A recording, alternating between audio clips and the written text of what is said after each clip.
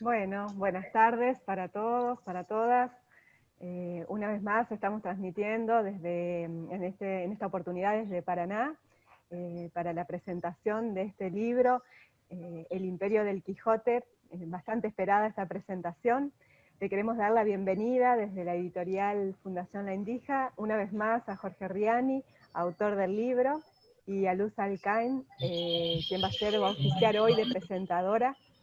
Queremos agradecerles también que hayan aceptado hacer esta presentación hoy, en este momento, para poder charlar un poco acerca de esto que trae este libro, de todo este movimiento que ha generado y que ha venido a sumarse, digamos, a un movimiento que conocemos a nivel nacional, que tiene a la familia Echeverre como protagonistas.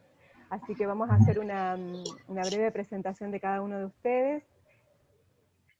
Jorge Riani es periodista, en el Diario de Paraná trabajó entre 1984 y 2002, regresó en 2009 con el cargo de coordinador general de la redacción hasta el despido masivo de trabajadores.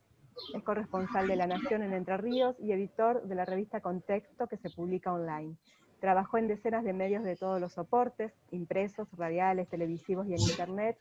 Entre 2016 y 2019 fue coordinador del Multimedios Municipal de Paraná, cuya tarea dio como resultado la radio pública de la capital entrerriana y la editorial municipal. Escribió los libros Entre Ríos Secreta, Relicario, Crónica Urbana de Paraná, Ciudad Infinita, Historia, Arte y Leyenda en el Cementerio de la Santísima Trinidad, Entre Bambalinas, Historia del Teatro 3 de Febrero, desde generador de cultura de la capital nacional a escenario mayor de la ciudad de Paraná. Así que bueno, Jorge, bienvenido. Muchas Muchas gracias. y presentamos a Luz, que es periodista en diversos medios desde el año 1990, en radio, televisión y medios gráficos. Es además impulsora del sitio web Página Política, un sitio online desde el año 2007.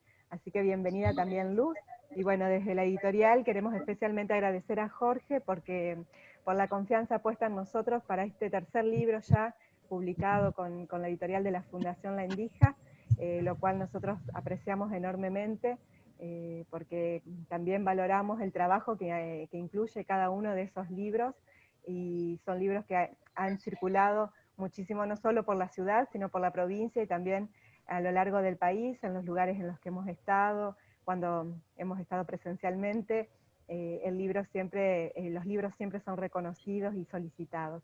Así que agradecerte nuevamente y bueno, darte la palabra para que iniciemos esto. Queremos también decirle a la gente que esté escuchando o viendo a través de Facebook que pueden dejar sus preguntas y sus comentarios ahí, que nosotros vamos a ir pasándoselo a ustedes para que puedan ir respondiendo y para que esto pueda ser también algo más dinámico. Bueno, Laura, muchas gracias. El agradecido también soy yo por esta confianza correspondida también de la editorial, ¿no? Hemos caminado, hemos empezado a transitar ya algún camino y hoy volvemos con este libro que la verdad que ha tenido una repercusión muy grande, casi diría que pasa por otro lado y no por decisiones nuestras, ¿no es cierto? Nosotros teníamos una expectativa, pero en virtud de los últimos acontecimientos, la gente ávida por conocer un poco más qué era de la vida de esta familia entrerriana, que de pronto se visibilizó en todos los medios de comunicación, bueno, ahí estaba el libro como para dar un poco, ¿no? De respuesta a esa avidez por conocer. Cuando empezamos el libro yo sentí la necesidad, y así lo hice, de explicar en las primeras páginas por qué era importante escribir sobre la historia del diario, ¿no? Y el primer desafío fue que la gente sepa que no estamos contando simplemente la historia de una empresa, digamos que de por sí ya podría ser interesante, ¿no? Toda vez que es una empresa que atravesó un siglo contando el devenir, desde su óptica, por supuesto, el devenir de una ciudad moderna, una ciudad que tenía como tal, como ciudad, digo, 200 años. Bueno, de los 200 años, el diario lo que hace es cronicar acerca de todo lo que ha ido pasando. Ya ahí es interesante, pero creo que, o sentía la necesidad de decir, miren que lo que estamos contando es una historia política, una historia social, y de pronto también, incluso cuando nos propusimos presentar el libro, o cuando hacíamos alguna de las muchas notas que hemos hecho en estas 2 últimas semanas, la gente recibiendo llamados telefónicos de distintos puntos del país, porque querían saber, insisto, más sobre la familia Echeverri, ver qué se cuenta de la diversidad de cosas que se pueden contar en torno a este libro, ¿no? Entonces tenemos, en principio, 2 campos, no campos el campo en disputa, sino 2 áreas, ¿no? 2 áreas sobre la que podemos percutir con nuestro relato, con nuestras intrigas, y eso convertirlos en respuesta, y en todo caso en un texto, ¿no? Y la primera es este diario que congregó a personas muy importantes, ya sea de la redacción de Oro, que a mí me gustó llamarla así, en virtud de la jerarquía que tenía. Pero cuando digo jerarquía, estoy hablando de jerarquía internacional en un punto, ¿no? Vamos a tirar nombres porque yo creo que tirando nombres huelgan cualquier tipo de explicación, y ahí cortamos mucho camino. Si yo digo Juan L. Ortiz, ya sabemos de qué hablamos. Si digo Amaro Villanueva también. Si digo Andrés Chapillón también. Bueno, toda gente, Marcelino Román, que fue jefe de redacción. Bueno, todo eso contarlo, pero también contar cómo nació esta aventura periodística, ¿no? Entonces, antes que se empiecen a perfilar esta suerte de ovillo, yo creo que el libro es un ovillo con muchas puntas. Uno se podría preguntar cuál de todas las puntas uno puede tomar para empezar a desandar esa historia. Antes de que esté claro, antes de que la familia Echeverri casi te diría que eclipsara por su sola presencia el interés por la historia del diario, antes de que eso ocurra, de todo modo le digo para tranquilidad de quienes quieran comprar lo que está contada en un capítulo, la historia de hecho se llama Los Echeverri. Digo, antes de que todo esto ocurra, me pareció interesante decir que este libro viene a contar una historia que busca no desentronizar un relato, sino aportarlo como un dato más de la realidad. Porque hasta ahora, cuando uno decía, aquí en la ciudad de Paraná en particular, digamos en la provincia de Entre Ríos en general, ¿no? Y en la ciudad de Paraná en particular, el diario, uno lo ligaba indeleblemente a la familia Echeverri. Sin embargo, algo que cuando yo entré a trabajar el diario, yo era muy chico, ¿no? 16 años ya, uno escuchaba el rum rum respecto de, bueno, en realidad los fundadores fueron muchos. Y esto ya se sabía, no sabíamos en qué cantidad, ni en qué orden, ni en qué carácter, y en carácter de qué estos fundadores se subieron a esta aventura. Entonces eso hubo que ponerle nombre, hubo que averiguar. El libro, yo creo que se nutre de casi, o de muchas de las fuentes del periodismo, esto es, entrevistas, lecturas de diarios. Yo leí 100 años de diarios, ¿no? Rápido, ¿no? Porque si no me llevaría 100 años. Pude entrevistar, decía, pude ver los documentos de la constitución de la Sociedad Anónima, y a poco de andar encontré que eran 32 dueños, un grupo de 32 jóvenes dedicado a la política, en un momento muy singular, muy particular, y por cierto muy celebrado para todas las fuerzas de la democracia, como es la elaboración de la ley Sampeña. Esto que permitió que la voluntad popular universal masculina, digámoslo en ese momento, universalizado al mundo masculino, o sea, no universal, sino del mundo masculino, votaba, se demostró que el pueblo quería a otros gobernantes y no los que venían siendo, ¿no es cierto?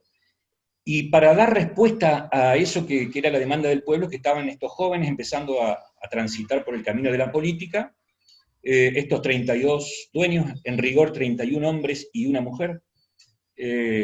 Entonces, bueno, empezamos a ver cuáles son concretamente los nombres y qué peso específico tenían en la política. Y la sorpresa mía fue que de esos 32 dueños, 8 fueron gobernadores de la provincia de Entre Ríos. Hubo 2 presidentes de la Corte Suprema de Justicia de la Nación, hubo ministros del gobierno de Alvear, de Irigoyen, hubo embajadores en distintas partes del mundo, hubo vicegobernadores, como decía, legisladores, intendentes de distintas localidades, como es el caso de Laurencena. Ahí también encontré que la idea de hacer el diario no había pertenecido a Echeverri, sino que había sido en ese momento del hombre fuerte del radicalismo, la Unión Cívica Radical, que fue Miguel Laurenceno, ¿no es cierto?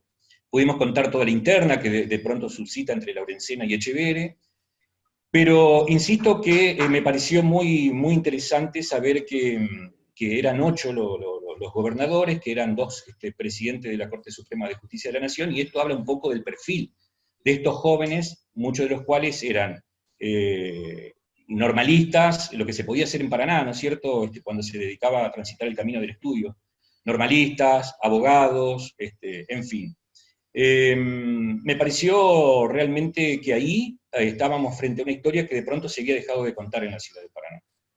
Yo le quiero agradecer a Luz porque en este último tiempo hemos intercambiado muchísima información respecto de todo esto. Me ha ayudado a hacer una lectura mucho más minuciosa, incluso de mi propio texto, e incluso valorado a partir de los últimos acontecimientos que, bueno, enfrentó mediáticamente, públicamente, a 2 facciones de la familia Echeverre, una representada por Dolores Echeverre y otra por el resto de la familia, que son los hermanos varones de Dolores, los hermanos matrimoniales, digo, dentro del matrimonio de la familia de Luis Félix Echeverre y Leonor Barbero, y bueno, me permitió también descubrir que muchas de las cosas que decía Dolores ya habían sido denunciadas e incluso forman parte del libro, con distintas fuentes, ¿no? Una de ellas es que otra persona que percutió en el derrotero y el devenir de la familia Echeverre, como fue Raucho Echeverre, más conocido como Raucho, pero es Ibar Julio Echeverre, que vino a contar algo así como que su padre, es decir, el abuelo de Dolores, había hecho con Dolores lo mismo que Dolores denuncia de sus hermanos, esto es,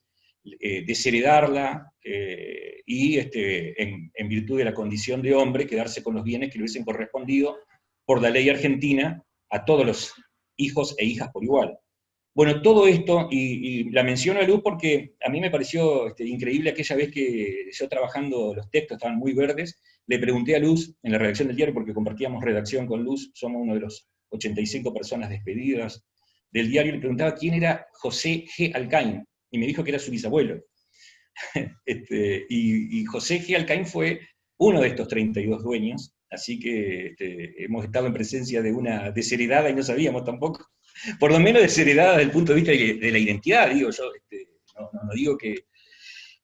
no está muy claro cómo fue el momento en que Arturo Echeverre se queda con todas las acciones. Hay distintas versiones, en general se habla de la compra de acciones, que yo creo que sí, es decir, tengo confirmado de que efectivamente fue así, Arturo Echeverre salió a comprar las acciones.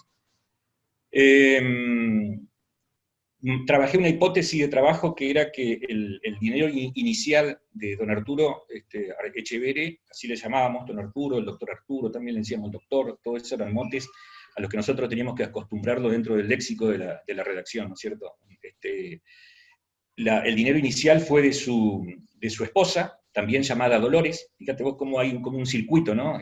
Una Dolores que aporta a la rueda de dinero que habría de multiplicar riquezas, y al final de esa rueda, cuando completa el círculo, como si fuera una rueda mecánica, una vuelta al mundo, cuando le toca a Dolores, ya Dolores, con ese nombre tan significativo para el imperio, termina siendo desheredada y reclamando públicamente lo que reclamó, ¿no es cierto? Bueno, en definitiva, tiene muchas aristas. Le pregunté a Luz, pero en todo caso la tengo a Luz, puede ser ella la que puede en todo caso contar esta experiencia, que si esto había sido también borrado, este relato de la memoria familiar, porque fíjense que da para mucha reflexión más, cómo un medio de comunicación también de pronto puede eclipsar los hechos y entronizar un relato, ¿no? Relato no es ni malo ni bueno per se, sino que tiene que ver con que si ese relato se condice con la realidad, o si, mucho más aún, si viene a reemplazar la sucesión de hechos y viene a reemplazar la historia, como estoy seguro que ocurrió con el diario. Por eso me parece que el aporte del libro, queda mal que yo lo diga, en realidad la importancia de la historia, no de el hecho de que yo lo escriba, sino que me parece que el aporte está en contar que hubo una historia que de pronto quedó olvidada, que involucraba a muchas personas. Pensemos que hoy, si nosotros quisiéramos ser un diario, encontramos 32 voluntades dispuestas a a sostenerlo, a poner su dinero, y sin embargo en aquella Paraná de 1914, que era muy chica, por cierto, muy rudimentaria, aislada, con una industria que no terminaba de despegar, que había tenido distintos avatares en la ciudad, había levantado, había caído según los avatares históricos, bueno, se pudo hacer, se hizo, y a mí me pareció que era re lindo contar eso, ¿no? Contar cómo estos jóvenes idealistas, que es a quien le dedico el libro, entre otros, venían a incursionar en la vida política y hacerlo desde el mejor lugar, que para mí es siempre aquella que gobierna o que actúa con el oído puesto en la demanda de la gente, ¿no? Para complejizar un poco más, el diario después se hace enemigo de ese mismo movimiento, que es el irigoyenismo. Para complejizar un poco más, se hace enemigo también del peronismo, y ahí ya tenemos, cómo el diario también fue un factor de poder que se puso de puntas con lo que, a mí me parece correcto decir, son los movimientos populares más significativos, ¿no? Por su envergadura y por su capacidad transformadora en la República Argentina. Eso para arrancar, digamos. Yo cada vez que hacía una nota me sentía con la necesidad, cada vez que me decían, bueno, Jorge, te agradecemos, y yo aprovechaba a vender el libro, entonces empezaba a tirar como tips, como para decir todas aquellas cosas que se pueden encontrar. Y por ejemplo, empezaba a decir, y bueno, en 300 páginas también pueden encontrar aquella vez que Henry Kissinger mandó a preguntar por el diario, y bueno, ya... que en realidad estoy haciendo lo mismo ahora, ¿no? Estoy tirando estas cosas con el argumento de que lo hacía con las entrevistas, lo estoy haciendo. A mí me parece que tiene muchas aristas, insisto, no están, pero realmente no lo digo con falsa modestia, están muy lejos de ser mérito de uno, sino que es efectivamente mérito del diario, que ha congregado cantidades de historia, que ha tenido una vocación de importancia tal que en el contexto internacional incluso llegó a decir sus cosas, tenía enviados especiales a los movimientos, digamos, a los encuentros, a la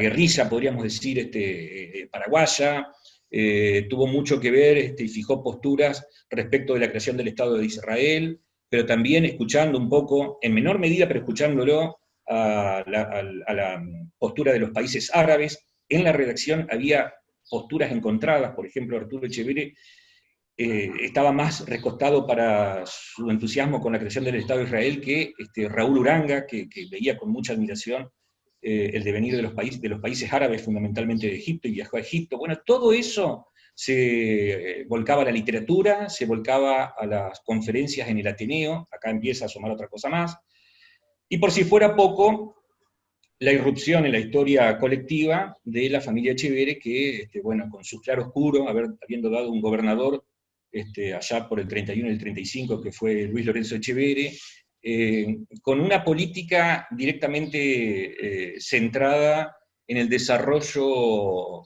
de la actividad rural vinculada a los pequeños productores, ¿no?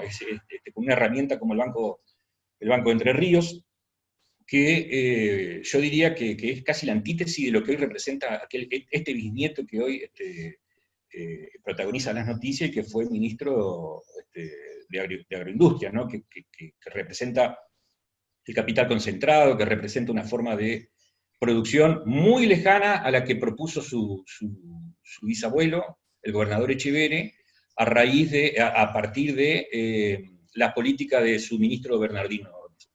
Todo eso son como no más que pequeñas puertas que se abren y que dan para hablar ciertamente y mucho, ¿no? Así que bueno, Luz, te agradezco, y lo que me puedas ordenar respecto de, vos leíste el libro, además de ser una protagonista casi involuntaria por esto que digo, por esta, digamos, este destino de familia, ¿no?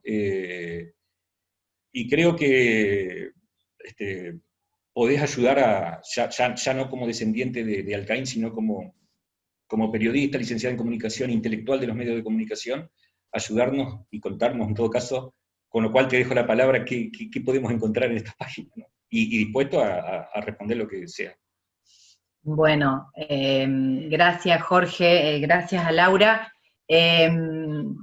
Habló Jorge en varias oportunidades de aristas, de puntas del ovillo, bueno, yo lo había pensado como que en definitiva el Imperio del Quijote tiene como varios recorridos para hacer, varios libros adentro, varias semillitas de futuros textos que puedan hacer, y uno también siente cuando lo recorre que nos falta un poco escribir la historia de Entre Ríos, desde diferentes perspectivas, y en esto el Imperio del Quijote es un aporte invalorable. Una de las puntitas, efectivamente, tal como lo mencionaba Jorge, tiene que ver con un recorrido desde la mirada entrerriana y desde la mirada de una redacción de un diario, un recorrido, decía, de la historia política del siglo XX.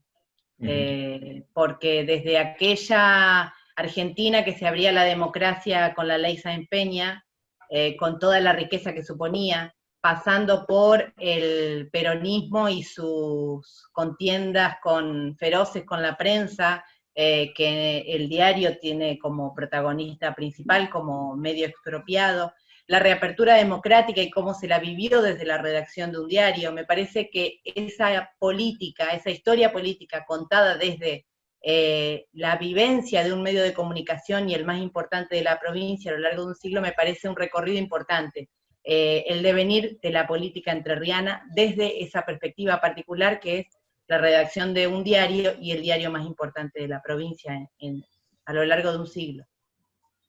Por otro lado, pensaba que es importante, pensaba en mucho público entrerriano, que hay que decir que el Imperio del Quijote es un recorrido por la historia de los medios de comunicación entrerrianos, porque no se cuenta la historia del diario, sino la de un montón de empresas que intentaron a lo largo de un siglo hacerle sombra. Y entonces es una historia de los medios, pero también una historia del trabajo periodístico. Es un recorrido por distintas generaciones de periodistas que ejercieron el periodismo de distinta manera, trabajaron de distinta manera, se vincularon con la patronal y con el poder político y económico de distinta manera. Da cuenta del oficio y de cómo era en cada contexto. Me parece que en eso hay como un recorrido importante para quienes están vinculados tienen interés en los medios, en la historia de los medios, en el periodismo particularmente y en la comunicación social como disciplina. Me parece que es un aporte que no se había hecho todavía. Bueno, está la historia de los Echeverri, de la que hemos hablado, y en esto siento que es importante decir que el Imperio del Quijote tal vez nos dé una riqueza que nos está faltando en estos días de pura presencia mediática, marcada un poco por la agenda porteña. Es importante decir que el Imperio del Quijote hablará de la historia de la familia dándose el tiempo y la posibilidad y la perspectiva más enriquecedora de marcar los claroscuros, de plantear perfiles muy ricos respecto de, no todos son tan malos, ni todos son tan buenos, ni todos son benefactores, ni expropiadores. Me parece que en ese sentido, recorrer la historia de un personaje central para mí, como es el de Arturo Julio Echeverri, que es como un personaje arrancado de la literatura, encontrar los grises, me parece que en este sentido, para quien se interese por la historia de la familia Echeverri, va a tener una riqueza que tal vez no estamos pudiendo tener en los medios masivos de comunicación por estos días de fragor informativo.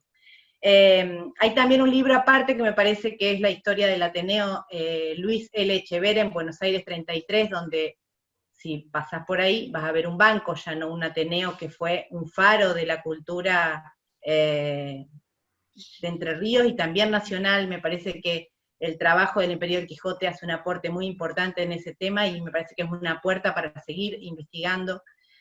Por lo menos a mí me dio muchísima curiosidad y muchísimo placer. No sé, tenés la sensación de, puta, no haber vivido en ese momento, para pasar por el Ateneo y que tuviera la vida que tuvo ese centro cultural.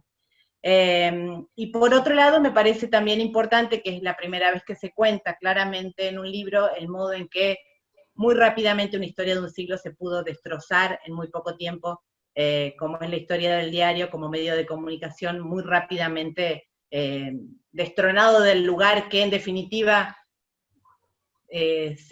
se pierde la presencia de un medio fuerte, que fue el más importante durante un siglo, y se pierde la presencia de un medio que tenía un poder de fuego que no sé si tuvo otro alguna vez. Eso también es una historia que se escribe en el Imperio del Quijote y me parece importante resaltarlo. Y además es un libro que está muy bien escrito, es un libro que se lee como literatura, pero eso es mérito de la pluma de Jorge y también de la historia que está contando Jorge, porque realmente tiene visos inspira la literatura. Es un libro que se lee como literatura, pero uno lo puede leer relajado porque sabe y consta y está presente que Jorge estuvo horas y horas y horas en bibliotecas, horas y horas hablando con las personas con las que tenía que hablar, con los testimonios que estaban haciendo falta, y es un libro que está escrito con mucho placer y eso se devela. Un libro que está escrito con placer, pero además con muchísimo respeto por la historia que se cuenta en el Imperio del Quijote. Esto me parecía como ejes, como estas puntas del ovillo que vos marcás, para mí son esas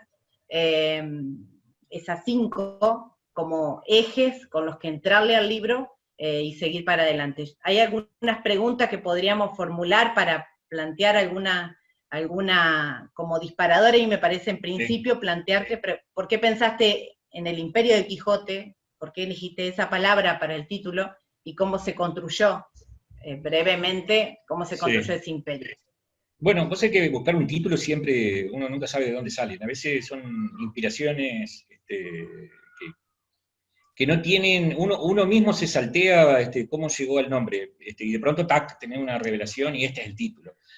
Imperio, para mí llegó a ser un imperio en virtud de que el punto de partida de Arturo Echevere, digámoslo así, Arturo Echevere compra todas las acciones, ya dijimos, en el 45 empieza a comprar en el 46, y ahí empieza el relato. Pero el punto de partida ahí, él no era un hombre rico, era un hombre más con apellido conocido que otra cosa, ¿no? Lo que hace es, primero, hacerse poderoso. Él se hace poderoso con el diario, y después se hace rico. Y a partir de ahí, poder y riqueza, me parece que, más aún cuando vos podés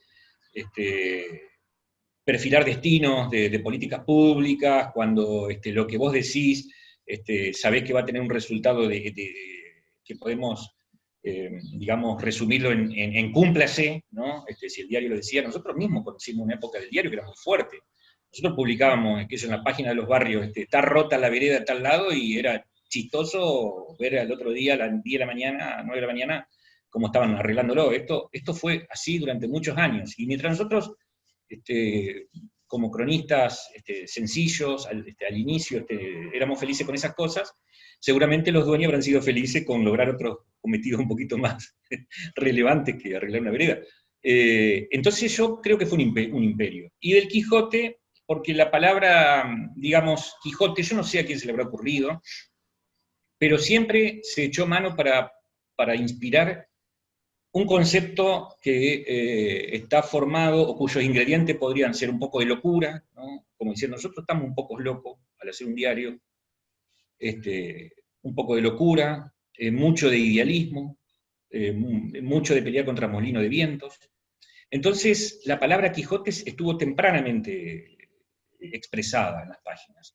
Cuando ocurre esto de que Echevere se hace dueño absoluto del diario, ocurre también que el diario pasa a tener su primera sede estable y propia. Estamos hablando de la esquina, la famosa esquina de Urquiza de Buenos Aires, ¿no? Esa fue la casona, enfrente de la cual después se hizo el primer edificio en torre, que lo hace Arturo Echevere. Un edificio en torre que también me parece como un tótem a ese imperio, ¿no? De pronto le dice, nosotros acá vamos a construir por primera vez algo en alturas.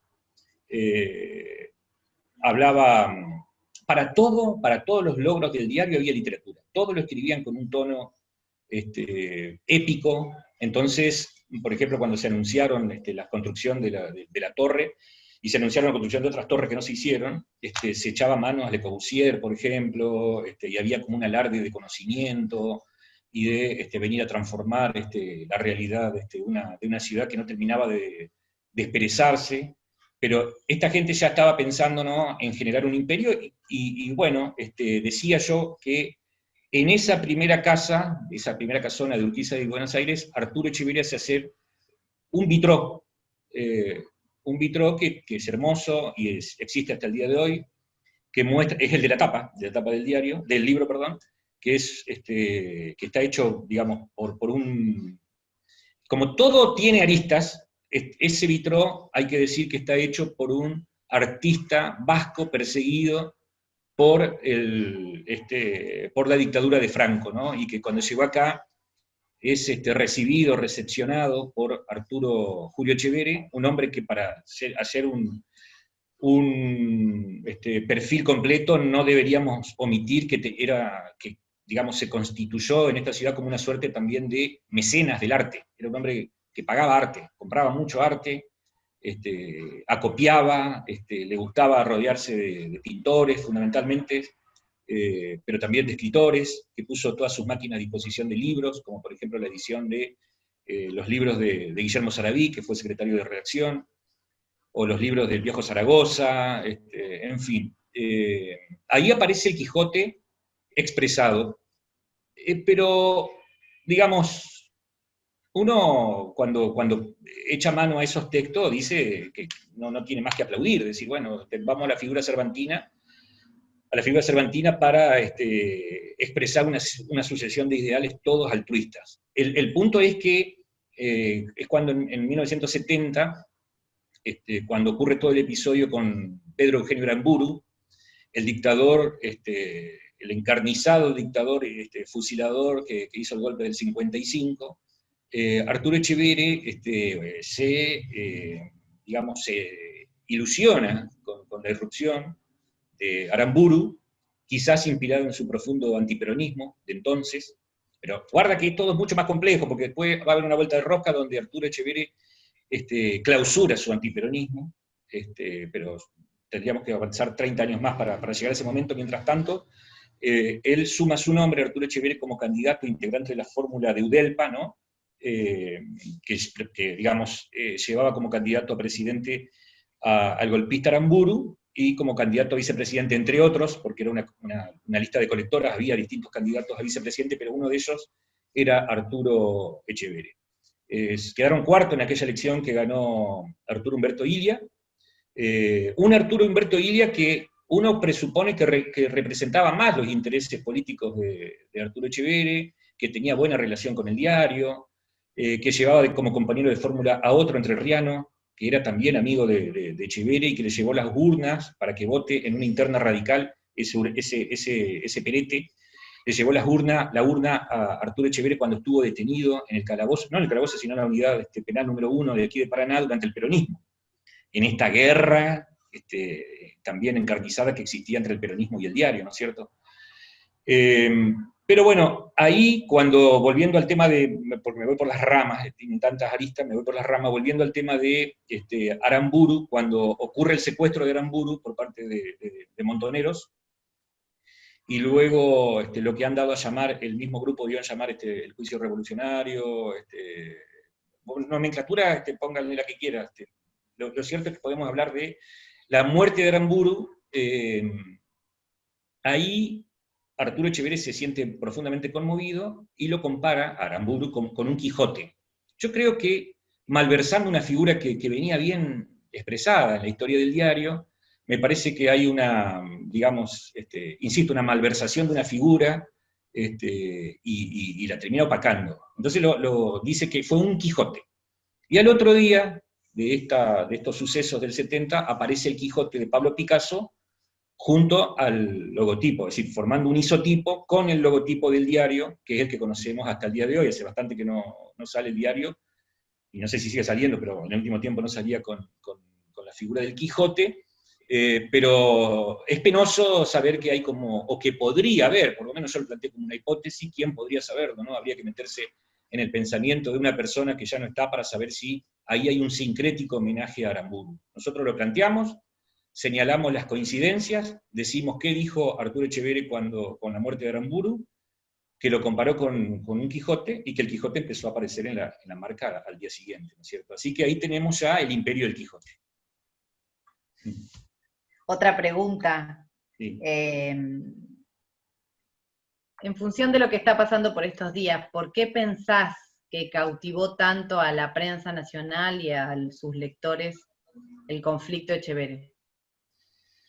Mira, primero diré que para mí fue como una, digamos, una novedad que esto que nosotros veíamos siempre desde una tribuna muy chica, con mucho interés, por cierto, como es todo el devenir de la familia Echeverre, de pronto esa tribuna se amplió a todo el país y ellos se reconvirtieron y volvieron a estar ya no en la escena de la provincia, sino en la escena del país, ser tapa de diarios.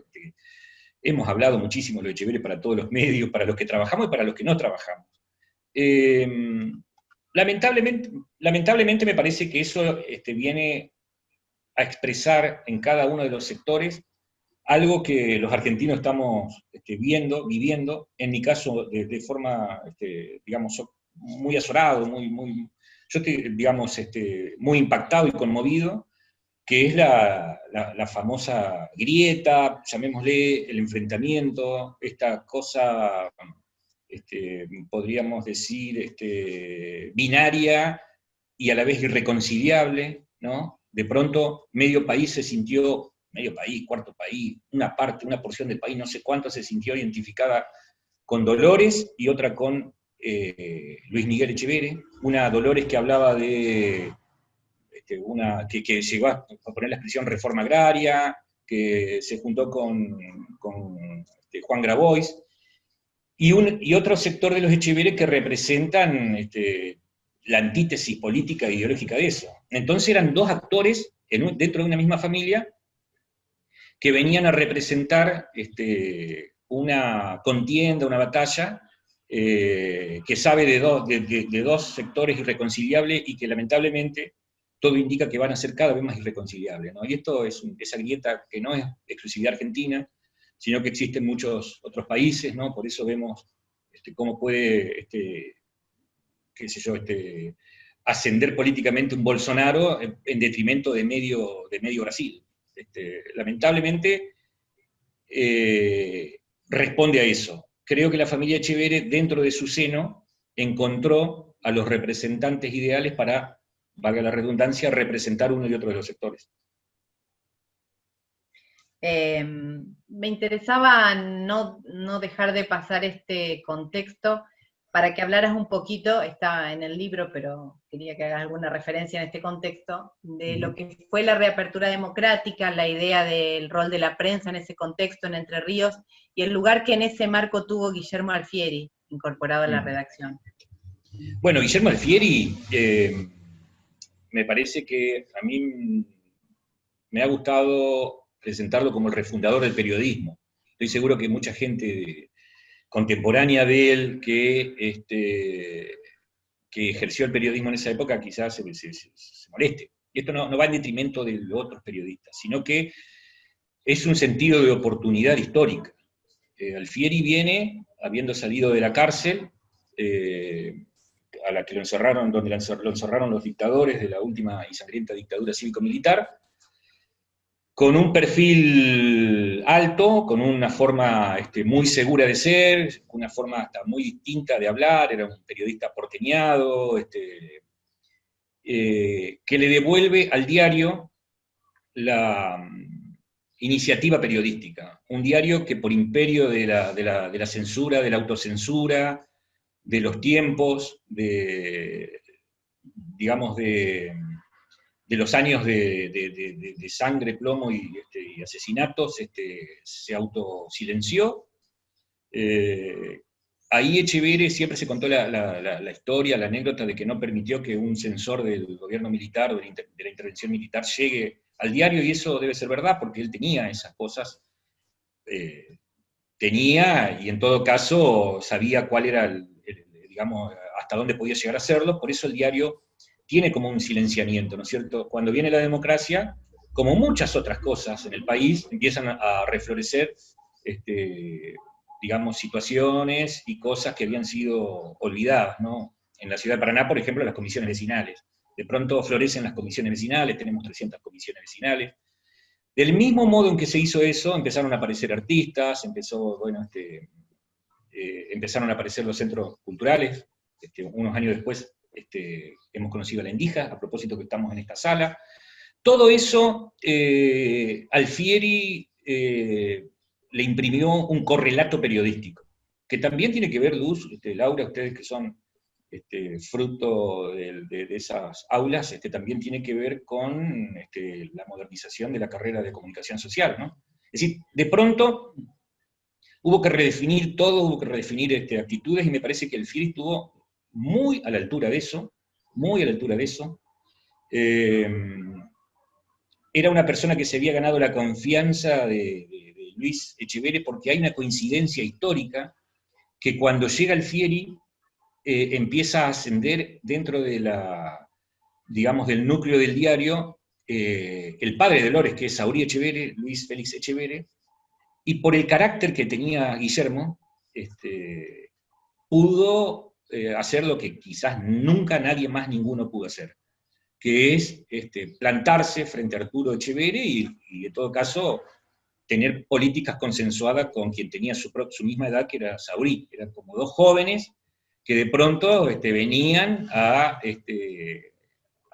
conducir el diario ya sin Arturo Julio Echeverre, que nosotros lo describimos como un editor exitoso, uranio, pero también con una egolatría que hacía que no midiera, Arturo Echeverre, no midiera el tamaño de sus enemigos. Él se peleaba con quien se tuviera que pelear. Y aún así, Alfieri tiene digamos, una seguridad tal y un manejo tal que hace que el diario tome otro perfil que por momentos desconcertaba al propio plantel histórico del diario. Entonces generaba resistencias también. Yo, por supuesto, era joven y atrevido, y como tal aplaudía todo lo que tenga que ver con Guillermo, pero la verdad es que mucha gente no le parecía adecuado que el diario, que había sido, qué sé yo, de tal forma de pronto sea una página, y no faltaba quienes lo acusaban de ser un bolche, y todo una cosa que llevaba a que Guillermo sea una persona muy amada y también muy denostada por otros.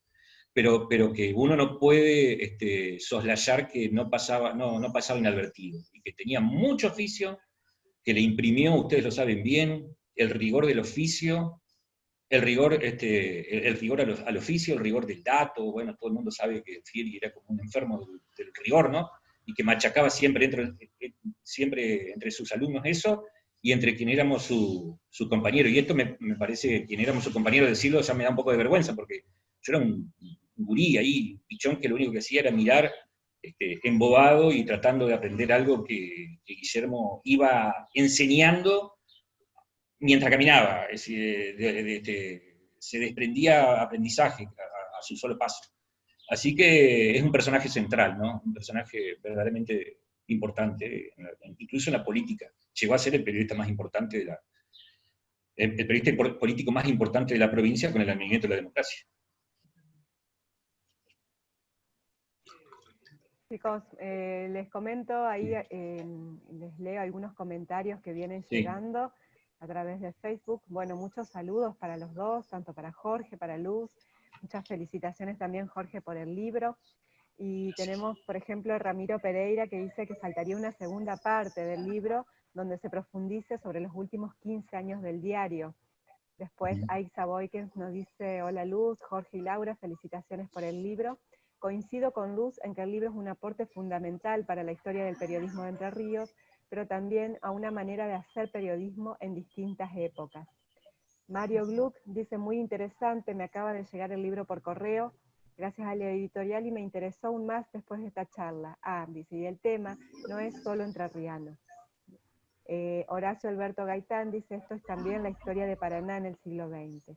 José Casado dice: muy interesante el libro, me lo envió un amigo y me lo devoré en un par de días.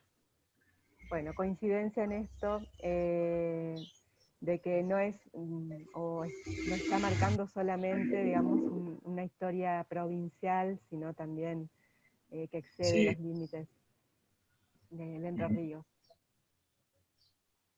Sí, cuando nosotros pensamos un subtítulo, mirá, eran tantas las aristas que ya no sabíamos qué.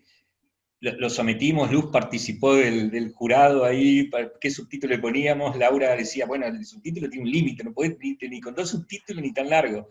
Pero bueno, uno de ellos era la historia del diario que ocultaron los Echeverre, que en razón de todo lo que vino después hubiese sido un subtítulo más taquillero quizás. Y otro era historia, nacimiento, crecimiento y ocaso de un diario que influyó en la política argentina. Y yo, digamos, mismo me dije, che, no estamos exagerando, ¿no? Y bueno, uno ve que el diario estaba en boca de toda la República Argentina en distintos momentos de su historia. Me parece que no podemos dejar de decir, aunque sea algo sencillamente para dejarlo expresado, aquel proceso por el cual se lo expropió.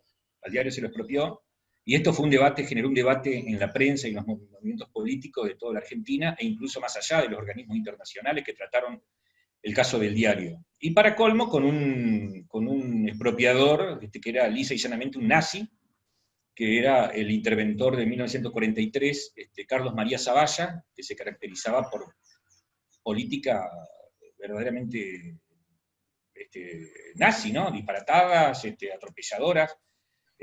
Un tipo que, bueno, expropió la logia masónica, que expropió el diario, que echó a todos los docentes con apellidos judíos. En definitiva, que desplegó desde la estructura del Estado lo que está catalogado como la más furibunda política antisemítica de la República Argentina. Y bueno, el diario estuvo entre sus objetivos, al igual que lo estuvieron los dirigentes comunistas, que fueron todos apresados, fueron apresados los directores, se lo apresó a uno de los directores, que era Sebastián, el que hizo la historia, precisamente la historia de los medios en la provincia de Entre Ríos.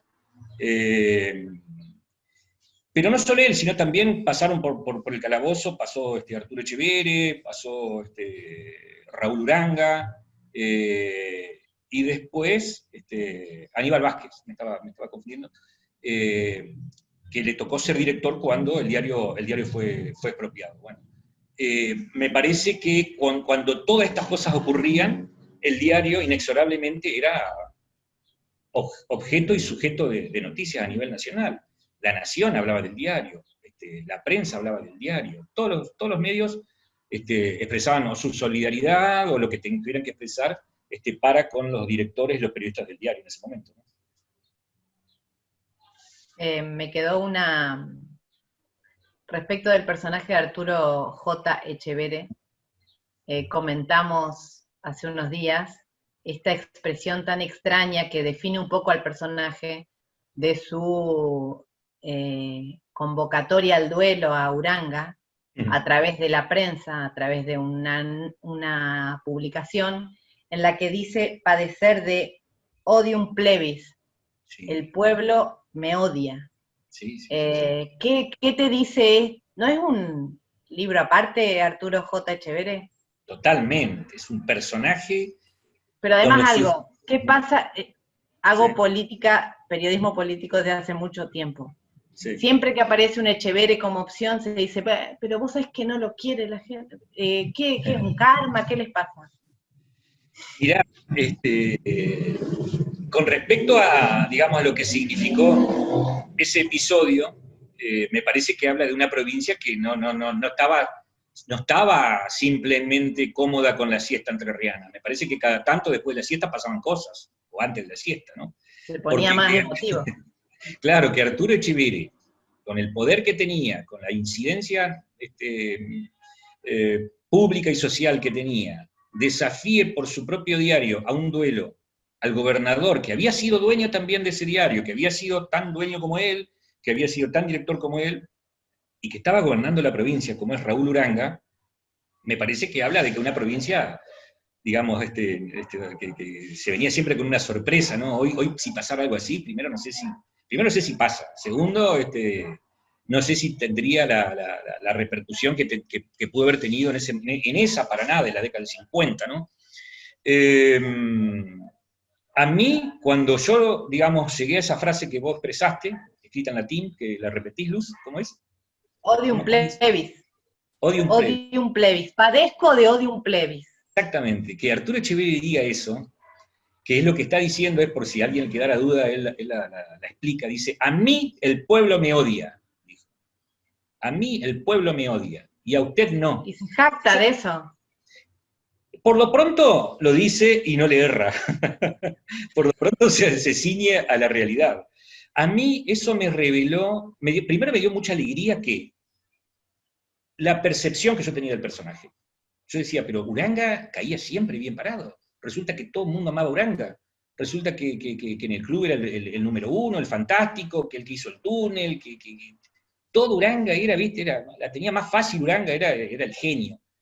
Y como contrapartida lo tenía Arturo Echeverri, que era un ogro que cuando uno lo veía despeinado, yo lo conocí, por supuesto, y lo traté mucho, y era chico, y más de una vez me llamaba para retarme, yo tenía miedo, me acuerdo una vez me llamó, yo era muy chiquito, yo empecé a los 16 años, porque tenía que hablar con él, no dormía en toda la noche, era un tipo realmente temible, ¿no?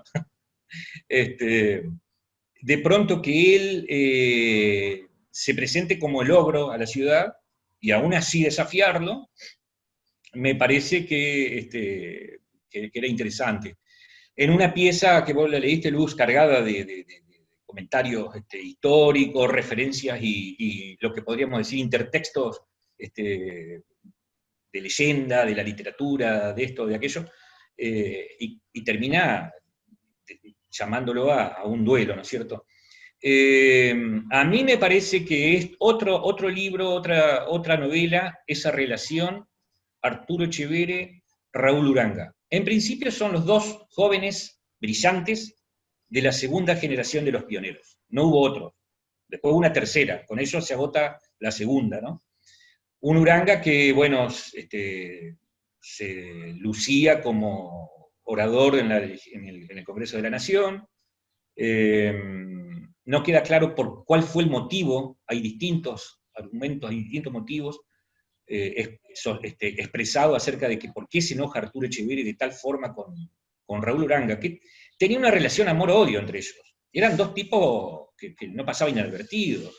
Entonces tenían una relación amor-odio que, para hacerla más literaria, a Raúl Uranga ni le iba ni le venía, ni recogía el guante, simplemente él siguió su derrotero político, ciertamente con mucho éxito, ¿no? Porque llegó a ser un gobernador y lo es hasta el día de hoy muy reconocido, ¿no es cierto? Arturo Echeverri, por ejemplo, la familia de los descendientes de Arturo Echeverri dicen que eran muy amigos, que cuando enviudó, Uranga iba siempre a comer a la casa, pero estaba esta cosa, ¿viste? Cada tanto dos personalidades así explotaban y la ciudad entera se enteraba. A mí me parece, sí, que es un capítulo aparte, un capítulo que muestra cómo son. Contamos muchas otras cosas más entre los dos, ¿no? Arturo Echeverri fue ministro de gobierno de Enrique F. Miura, y cuando lo ponen de ministro de gobierno, Arturo nombra como titular del área de trabajo, lo que podría ser la Secretaría de Trabajo, hoy el Ministerio de Trabajo, pero antes dependía del Ministerio de Gobierno, y entonces Uranga entra por Arturo Echeverri, ¿no es cierto?, a ese cargo, y en determinado momento, hay una anécdota que yo la cuento en el libro, en determinado momento aparece Miura como reprochándole a Arturo. Ahí viene una delegación de los trabajadores reclamando, ¿no?, a este gobierno, y adivina quién la está encabezando. No sé, le dice Arturo, tu amigo, el secretario de Trabajo, Raúl Uranga. Bueno, desde eso ya ahí te da la idea de cómo se manejaban las cosas, ¿no? Un Arturo Echeverri que no tenía ningún empacho en maltratar públicamente al gobernador, siendo ministro él, pero que también, porque esta cosa tenía Arturo, estuvo al lado de él cuando hicieron el golpe del 43, y Miura él y muchos otros más, hubo como 60 personas que en el libro están todas mencionadas, en las páginas al pie. Es como un dato accesorio, las páginas al pie me parece que son otro libro. Yo creo que Laura se habrá acordado de mí, porque eran como dos libros en uno, ¿no? Bueno, ahí en esas notas al pie nombramos a todas las personas que acompañaron a Miura cuando vino este nazi golpista y le dijo, no le voy a abrir la puerta, la va a tener que derribar. Y la derribaron. O sea, esa puerta ya tiene bastante historia de por sí también, ¿no? Ujú. Última de mi parte, Laura, no sé si vos tenés algo. Sí, Quería contar leo, alguna referencia. dale, leo 3 comentarios más que hay acá. Bueno, especialmente el de Mercedes Porqueres, que te agradece, Jorge, por el respeto con el que te manejaste, con el que te estás manejando. Roberto López dice, gran aporte, Jorge, mucha documentación relevante para dar a luz a muchos debates actuales y no opinar sin fundamentos oportunistas. Paola Robles Duarte, desde la costa del Uruguay, dice, apurada por leer El Imperio del Quijote, los saludo y celebro este encuentro virtual. Un placer escucharlo. Mucha gente, Laura, me ha preguntado cómo conseguirlo fuera de Paraná, así que esa parte te toca a vos. Bueno, fuera de Paraná, en principio se pueden comunicar a través de la página de la editorial, que ahí ya la estamos dejando en el Facebook. Y en Paraná también. Que, claro, en Paraná, por supuesto, en librerías de Paraná y en la editorial. Bien. Una preguntita. Está mencionado en el Imperio del Quijote una historia breve y muy, muy, muy secundaria, pero es la que me hizo llegar a mí al diario, que es la experiencia de un diario región, La Región, que pretendía, no sé, como embarrar la cancha en el mercado, qué sé yo, salía el diario 1 como competencia fuerte, y el diario Región pretendió ser centrado en 2 periodistas con los perfiles que tienen, que son Mauricio Antematen en Policiales y Cristian Bello, que venía del mundo del espectáculo, digamos, el espectáculo, la sangre, digamos, era el perfil que tenía que tener ese medio. Sí. Estaba a cargo de esa redacción una compañera, Andrea Vittori, que cuando cierran el Región y pasamos a integrar la redacción del diario, Andrea pasó a ser editora. Y recuerdo a Saurí que, no sé, día por medio pasaba por al lado de su puesto de trabajo y le recordaba, y como que, digamos, vanagloriándose de su propia decisión, de que era la primera vez que había una mujer en un lugar tan importante en la redacción del diario. Andrea era efectivamente una pionera, aunque estuviéramos en el siglo XX, en el siglo XX, arrancando el siglo XXI. Sí, el libro tiene un tramo largo donde hablamos de las mujeres, ¿no es cierto?, vinculadas al diario.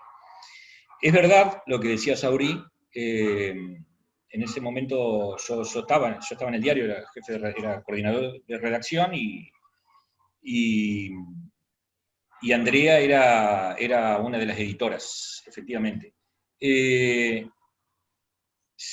Digamos, jactancia tardía, ¿no? Porque se demoró un poco, se demoró ciertamente. Digamos, lo que pasó con la mujer y el diario es lo que pasó en términos generales, digamos, el patriarcado digamos, no se expresaba en todos lados, y en el diario como tal, por supuesto que también. Yo cuento en el libro que a las mujeres que podían formar parte del diario, no como redactoras, estoy hablando desde que se fundó, acabo de decir que hoy dije que eran 32 los dueños, en realidad 31 dueños y una mujer, todos eran hombres, era una actividad que la desarrollaban los hombres, pero que las mujeres podían llegar a formar parte con una condición sine qua non, que era que tenían que ser brillantes. Actitud que no se le exigía a los hombres, aunque hubiera hombres sobradamente brillantes. Bueno, nunca se es sobradamente brillante, sino que se es brillante. Pero Amaro Villanueva, nosotros hablamos de Amaro Villanueva, para mí el más exquisito redactor de todos los que han pasado en la historia del diario. Podemos hablar de Juan Elio Ortiz, pero también no hablaremos de muchos hombres que iban, ganaban un sueldo y que seguramente habrán pasado a la galería del olvido, ¿no?, a lo largo de 100 años. Bueno, no hay mujeres en ese sentido, y del mismo modo en que Saurí decía que la primera mujer editora con un cargo como tal era Andrea, también quiero recordar que la primera redactora como tal, con sueldo y con una función, era Celeste Mendaro. Una periodista que a mí, digamos, me parece adecuado referenciarla como una temprana cultora del periodismo narrativo, ¿no? Una escritora brillante también.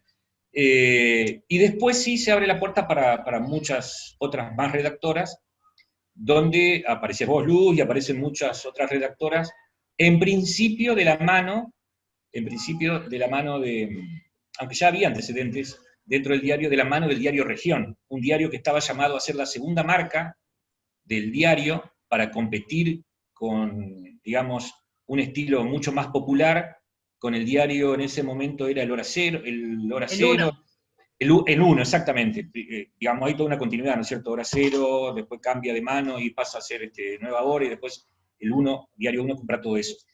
Pero para mí, como para ilustrar un poquito más acerca del diario Regiones, es un proyecto que salió mal, afortunadamente, porque el diario estaba llamado a ser un diario medio más o menos, pero era un gran diario.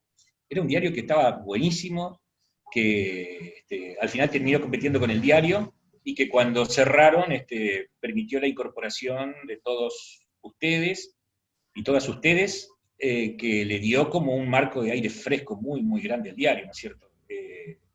Pero es cierto, la llegada de la mujer a la redacción fue como la llegada de la mujer en todos los ámbitos, ¿no? Con trabas, dificultoso digamos, por los obstáculos puestos por el status quo. Había trabajos de mujeres en la redacción, estoy hablando en la redacción aquella, de antaño, ¿no? Como por ejemplo, las mujeres eran correctoras, supongo, ¿no? Pero no redactoras. Ahora, fíjate vos qué loco que la mujer tenga un rol tan secundario, cuando en realidad la que pone la plata es una mujer, ¿no? Qué Dolores una sola. Esa fue una hipótesis de trabajo mía que la terminé comprobando.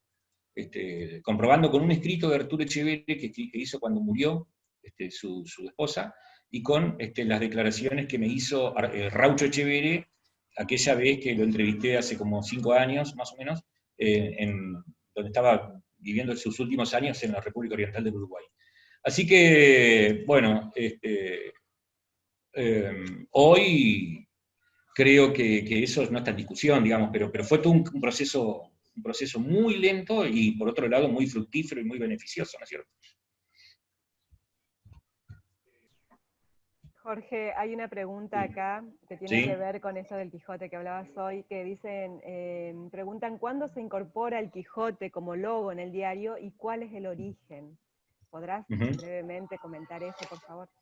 Sí, eso fue en julio de 1970, los días, 2 o 3 días después de la muerte de Aramburu, que había conmocionado, como decías, a quien fue su compañero de fórmula, Arturo Echeverre, que lo menciona como un Quijote, y que lo incorpora al Quijote pintado por Pablo Picasso, dibujado por Pablo Picasso, ¿no? La gente siempre cree que el Quijote acompañó toda la vida la imagen del diario, pero no, el Quijote se hizo 40 años el Quijote de Picasso surgió 40 años después de la fundación del diario. No sé si este oyente o esta oyente habrá escuchado la primera parte, donde decíamos que la figura del diario, bueno, era transversal a toda la historia, porque se lo identificaba con el idealismo, la locura, etcétera, etcétera, pero que Arturo Echeverre, a mi criterio, lo malversa otorgándosela al dictador golpista Aramburu, ¿no es cierto? Así que, contestando, diría, es en julio del 70, a partir de ahí empieza. Perfecto. Bueno, Luz, ¿vos tenés algo más para preguntar? No, más preguntas, pero respecto de la familia Echeverre, que bueno, que es el capítulo 3 del libro, y ahí se van a enterar un poquito más de lo que estamos leyendo por estos días con fruición en todo el país. Sí, exactamente. Bueno, perfecto. Entonces, acá en Facebook después van a poder ver los comentarios y los saludos sobre todo. Así que bueno, que queremos también agradecerle a la gente que está ahí, contarles que esto va a quedar acá en el muro para quien quiera volver a verlo, y si no, también va a estar a partir de mañana en el YouTube de la editorial. Bueno, acá tenemos otro comentario justo de Cristina Ponce. Dice, a mí me gustaría contar que a pesar de todas las cosas horribles de ellos, a la Liga Argentina por los Derechos del Hombre, don Luis las recibió, y Sí, siempre claro. dio un breve espacio para los derechos humanos, dice. Sí, sí, sí. ¿Sí? Bueno, Luz, Cristina es una persona autorizada para decir eso, por su militancia, y además resulta adecuado decirlo. Me gustaría aprovechar esta, digamos, esta orientación que nos propone Cristina, la querida amiga Cristina, para decir, y yo estoy seguro de que vos, Lu, vas a coincidir conmigo, porque lo dijiste en definitiva, es muy complejo y por tanto muy rico la brecha del claroscuro en la familia Echeverri. Es decir, no es tan lineal de decir, bueno, son solo ogros. Hay una riqueza que le otorga, como decía Luz, digamos, un ritmo hasta literario, si se quiere, porque han tenido actitudes las más disímiles, las más diversas, por ejemplo, la que señaló Cristina, ¿no es cierto? De hecho, ellos, con el mismo Guillermo Alfieri, ellos también lo, lo reciben en el diario, han dado ese paso también en su momento, en tiempo y forma necesario para que esa modernización democrática que Guillermo le quería imprimir al diario efectivamente se cristalizara, ¿no es cierto? Así que ideas como esas, mucho. Yo hoy más temprano conté que había sido un mecenas de artistas, y de artistas fundamentalmente perseguidos por dictaduras, ¿no? Es muy apasionante y muy complejo a la vez también la vinculación que han tenido con la revolución la revolución cubana, mandando don Arturo Echeverri gente financiando viajes, un hombre que nunca salió del país, pero que con mucho entusiasmo mandaba gente para que viva la revolución cubana y venga a contarlo en el Ateneo. Había un artista que formaba parte de digamos, de las agrupaciones en apoyo de Cuba,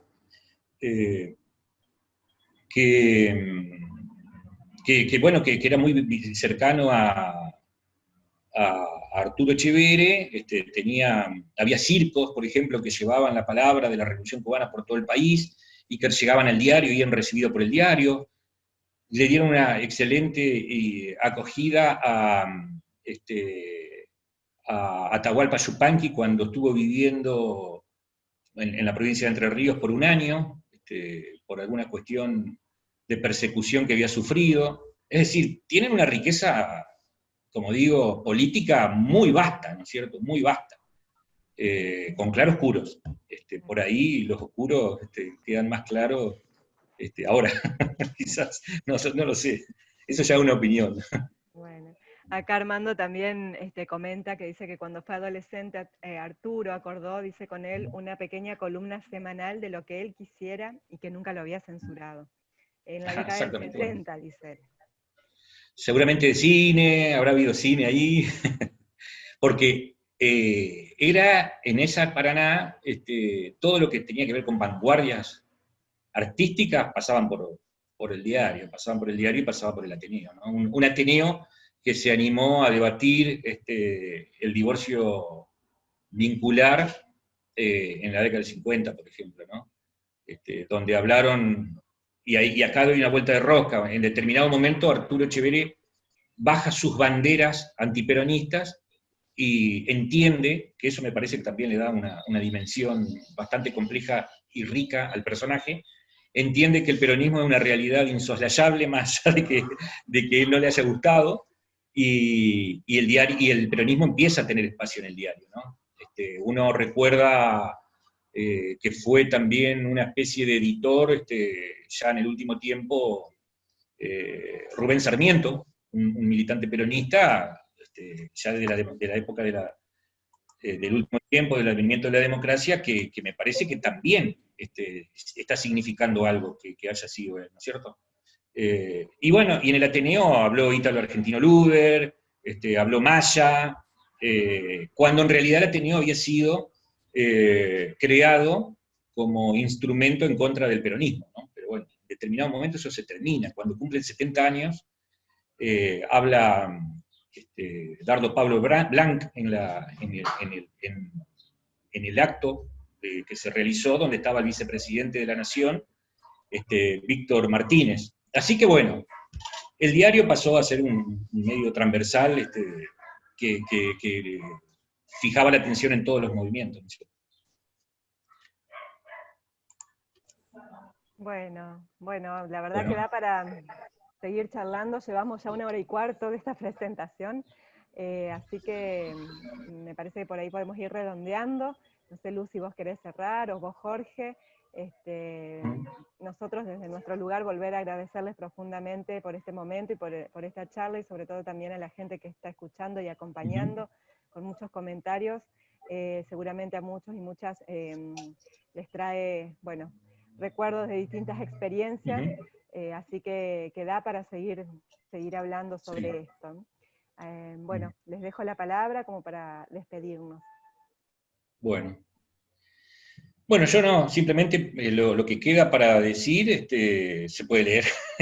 Y no, lo único que realmente me queda para decir es agradecer. Entramos en una instancia ya que es muy linda también para los autores, que tiene que ver con la devolución. A mí me han pasado y siempre me siguen pasando cosas muy interesantes una vez que el libro está puesto a la consideración pública, y son las devoluciones de los lectores, las correcciones de los lectores que ciertamente me han hecho llegar y que son todas entendibles y considerables, porque el libro requiere siempre una relectura, un reajuste y cosas que merecen ser más precisadas. Así que yo estoy en un momento de disfrute total, el libro ya está caminando solo, y yo lo único que hago es verlo caminar y cada tanto recoger esto tan hermoso, insisto. Yo cuando hice aquel primer libro no sabía que había, no conocía, para mí era un mundo absolutamente desconocido, ida y vuelta, ¿no? Ida y vuelta. Y ahora lo estoy disfrutando, la verdad. Bueno, y por si fuera poco, en medio de toda esta situación, que parece que fue como creada para el libro, ¿no? Toda esta sucesión de noticias del último tiempo. Y agradecer a todos, agradecer Lu porque me hizo entender también que esto que yo vivía, casi diría en soledad, que era coparme tanto con las historias, efectivamente valían la pena, porque la riqueza que tiene el libro es muy grande. Y un grupito muy chiquito de gente con la que yo estuve siempre intercambiando información, o estuve siempre comentándole, dentro de los cuales está Federico Malvasio, Juan Cruz Varela, Danilo Lima, Emilia Lizar, me metí en camisa de 11 varas porque ahora tengo que decir a todos, pero bueno, básicamente ellos a los que yo cada tanto le decía, mirá lo que encontré, mirá lo que descubrí, y siempre está bueno trabajar el día a día en la elaboración de un texto con un control de calidad inmediato, ¿no es cierto? Así que bueno, los excluyo de los errores, pero le participo el hecho de haber hecho el libro, ¿no? Bueno, cortito para cerrar, efectivamente me parece que lo central es marcar que esta es una historia valiosa, que tenía que ser escrita, que hay muchas historias, que mucha información sistematizada en formato de libro, y que además se disfruta muchísimo con la lectura. Es como, bueno, redondito, y para arrancar a contar más historias de este tipo, que me parece que es un proceso que en Entre Ríos se estaba como debiendo, digamos, contar más historias de un Entre Ríos que, bueno, que tiene una riqueza muy interesante, y que el diario tiene como un corazón de todo ese centro, ¿no? Gracias. Bueno, muchas gracias entonces. Gracias, Luz. Bueno, gracias, estamos en contacto. Gracias a todos. Gracias.